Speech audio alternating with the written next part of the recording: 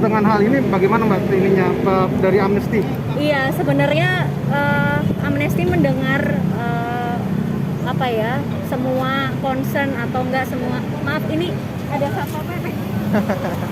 Tempat teduh aja Mbak. Iya, tempat teduh aja. Semangat ya Mbak ya. Iya.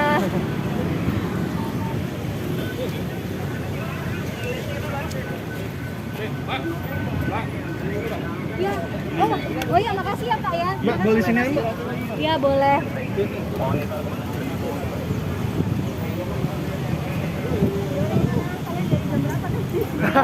Dari pagi. Iya. Oke, jadi gimana Mbak? Jadi gini, Amnesty sangat-sangat prihatin dan sangat sedih dengan kondisi teman-teman pengungsi yang sudah 10 tahun ya di sini. Kami berusaha mengerti kondisi mereka. Tapi teman-teman harus tahu, kami tuh nggak punya otoritas untuk resettle mereka ke negara tujuan gitu. Yang bisa kami lakukan adalah berhubungan dengan stakeholders terkait masalah ini. Isu pengungsi ini dari Afghanistan atau dari negara lain itu sudah menjadi perhatian kami selama bertahun-tahun. Nggak hanya Amnesty Indonesia, bahkan di negara lain juga kami berkoordinasi terkait masalah ini. Mungkin ada beberapa kesalahpahaman yang mungkin membuat teman-teman merasa kami juga bertanggung jawab untuk meresettle mereka. Itu yang harus dipahami, bukan otoritas kami. Tapi kami tentu sangat prihatin dan berusaha yang terbaik untuk membantu mereka supaya nasib mereka jelas ya. Tujuan mereka kan mencari rumah baru ya. Kami juga mau mereka mendapat rumah baru gitu, dan mudah-mudahan tidak ada lagi insiden mereka bunuh diri, karena itu sebenarnya kalau saya bisa bilang itu bencana kemanusiaan. Cuman di sini kami berusaha terbaik untuk membantu supaya mereka di-resettle dengan segera. Dan saya pikir ini tugas pemerintah Indonesia, ada peran pemerintah Indonesia untuk melobi negara-negara tujuan mereka untuk resettle gitu. Dan pemerintah Indonesia saya rasa bisa punya peran besar untuk ini gitu. Jadi bisa ambil dari kerangka regional dan mulai membicarakan permasalahan pengungsi ini secara serius. Karena mau nggak mau kalau isu pengungsi ini dibiarkan saja, nanti Indonesia juga yang terkena imbas. Bayangkan ini sudah 10 tahun dan kemungkinan 10 tahun lagi mereka akan masih di sini. Ini kan harus dipikirkan apakah ini nanti pemerintah Indonesia bisa memanfaatkan mereka atau bagaimana situasi kemanusiaannya. Saya pikir ini sudah saatnya pemerintah Indonesia juga untuk memikirkan secara serius bagaimana resettlement mereka gitu. Ya, Mbak, tambahan Mbak, ya. Secara undang-undang Indonesia tidak menerima suaka, ya kan? Cuma tadi pernyataan Mbak bahwa diharapkan Indonesia bisa memberikan semacam lobby-lobby ke Eropa, Iya. Amerika, Australia yang sementara ini menutup terhadap kedatangan mereka. Permasalahan mereka kan karena ditutup, Betul. suakanya ditutup.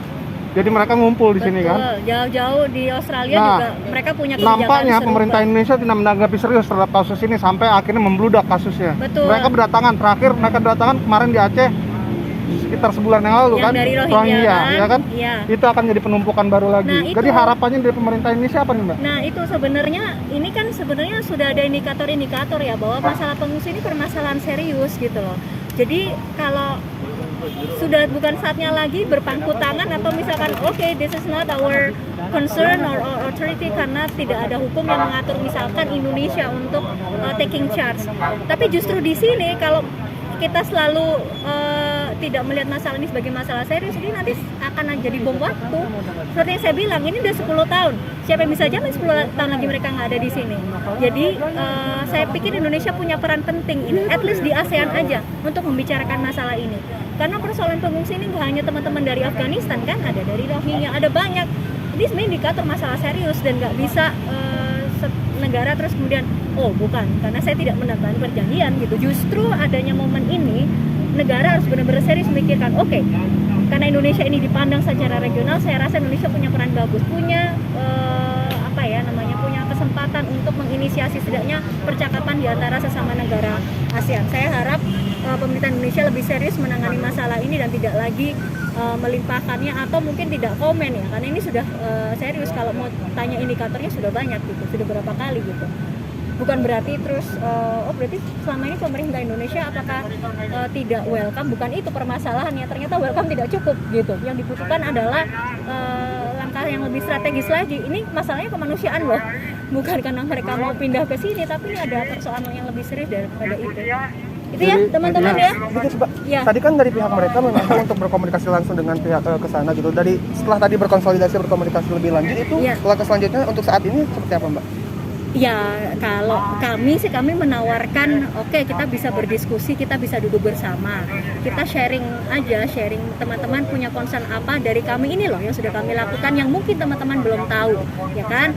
Tapi kalau terkait status legal mereka, tentu itu di luar otoritas kami, tapi yang bisa kami lakukan berbicara dengan stakeholders gitu. Tapi jadi sekarang akan diundang untuk Amnesty untuk berbicara langsung atau enggak? Iya, mereka kami undang, kan mereka tadi mau menyerahkan surat kan secara resmi. Ya udah, karena mereka nggak bersedia untuk menyerahkan di sini, ya udah, kalau mau di kantor boleh.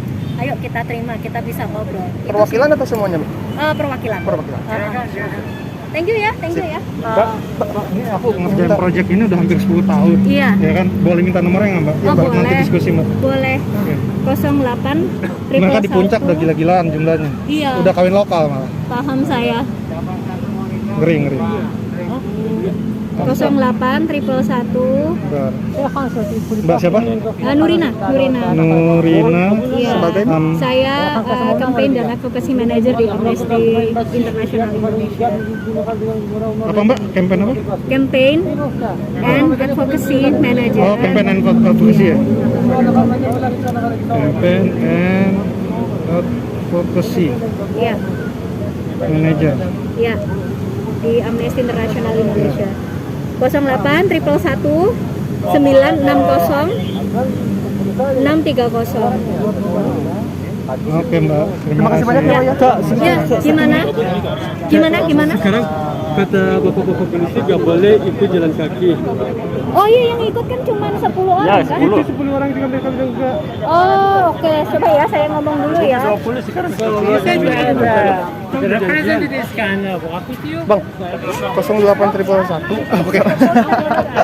Nih, gue tambahin nama lo. Gue ngikutin mereka udah kompleks banget, bro. Satu masalahnya, mereka rata-rata si A. Ya. Oh, Isinya di sini udah agak berat. Bro. Kedua, mereka banyak yang ilegal masuknya. iya. Jadi lewat Aceh. Jadi ada bayar juga trafficking, human trafficking juga. Iya. Jadi mereka bayar berapa ribu dolar. Mereka bisa bayar berapa ribu dolar buat masuk ke sini. Banyak banget. Banyak orang-orang kaya. Udah mafia banget. Kelihatan banget. Dengan harapan mereka dari Indonesia bisa masuk Australia sama Amerika sama Eropa. Karena dulu tahun 2000-an gampang. Laut Indonesia nih 10 ke Amerika, 10 ke Australia. Per Trump naik ditutup kan. Udah sampai segitu. Isunya itu berat. 08